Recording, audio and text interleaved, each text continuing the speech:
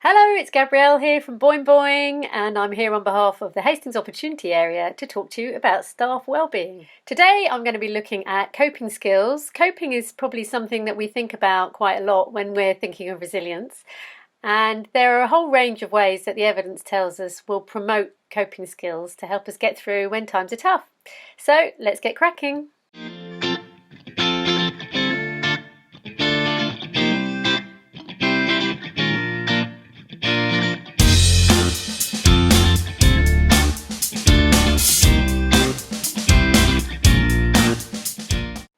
At Boingboing, we're always mindful that the evidence tells us the most effective way to support resilience is to plan in a resilience culture.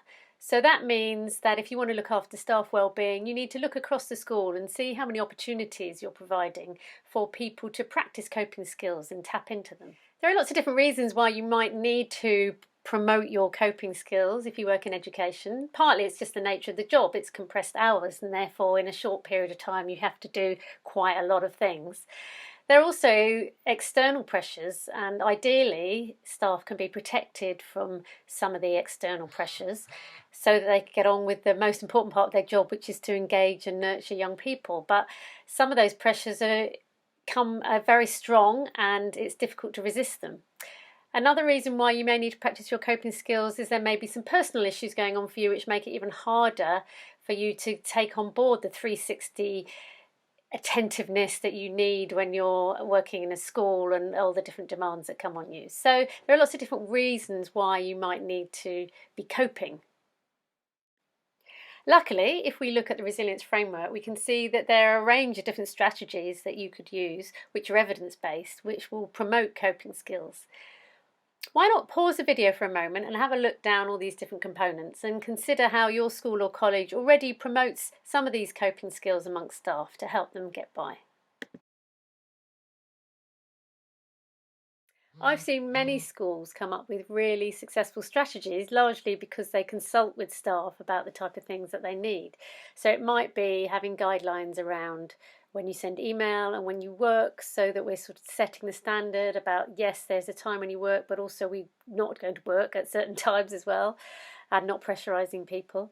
It might be ring fencing time so that staff can make a leavers video, for instance, or do a staff show. And this is all about understanding that schoolwork will always expand to fill the time available. So you actually have to put those things in place to promote staff wellbeing and promote the time to have a laugh. Encouraging people to come to the staff room by doing things which will be entertaining is also really helpful. I've seen inset days used so that staff can foster their interests and they teach their interests to others, instead of just being about the relentless slog of the curriculum, but recognising that enhancing staff wellbeing is going to help the pupils in the end. And it's also particularly important that senior leaders model leaning on others, model having a laugh about their mistakes, and celebrate the positives, celebrate the small victories that really make it worthwhile keeping on going and keeping the hope. And that's also part of realising that tomorrow's another day, and if things go wrong, we can start again and we'll get there. So if schools are going to take staff wellbeing seriously, they really need to sit down and plan with staff, possibly looking at the resilience framework and trying to come up with some of these strategies which may not be happening at the moment, which could be really helpful. I'm always saying that resilience is everyone's business, and it's also good to look at the framework and see what everyone can do. So that time when you mention to somebody, that was really brave when you did that thing, you just notice it, or you pass on a mindfulness app, or you just remember to go and have a laugh with somebody instead of just zoning in on your work.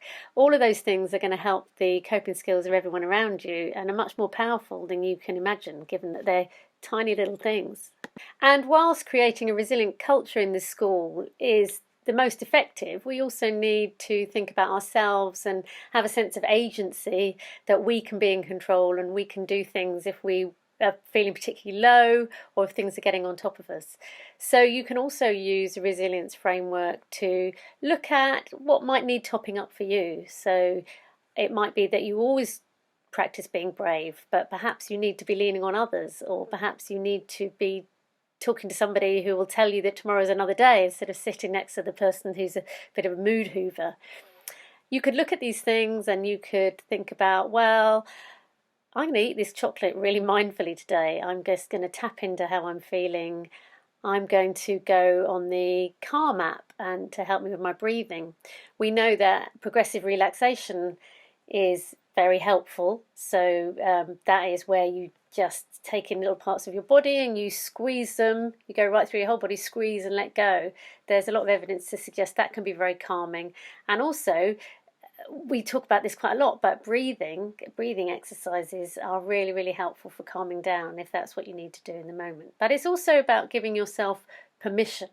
So look at the resilience framework and think, well, what I need to do now is not that whole stack of marking. What I need to do now is have a look at some of these things and put them in place.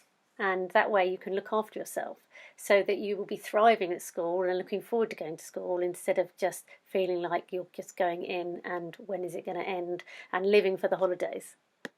But there's also an element of, again, remembering that tomorrow's another day. So there's many's the time when I have realised that I really didn't behave very well with a pupil, or I got something wrong, or I didn't really hear what they're trying to tell me. And you can put those things right.